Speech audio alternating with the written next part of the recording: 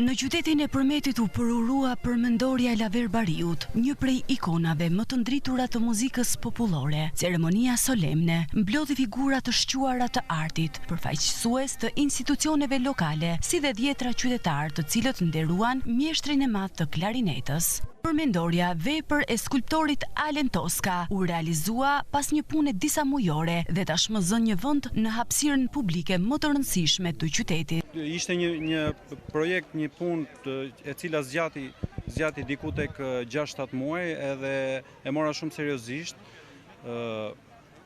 E kam punuar këtë vepër me shumë emocion. Në ceremoninë morën pjesë edhe të afërm të artistit, mes tyre vajza e tij, e cila shprehu mirënjohje për këtë nderim të figurës së të atit. Ne si familjar ju përshëndesim të gjithëve. Në mënyrë të veçantë grupin që u mor me këtë gjë. Organizatori Bledi Mane ndau një kujtim personal nga fëmijëria me mjeshtrin, duke përshkruar atë si një simbol frymëzimi artistik dhe njerëzor. Është një emër i madh i folklorit të pastër shqiptar, njeri që ka rritur breza të tërë me muzikën e tij.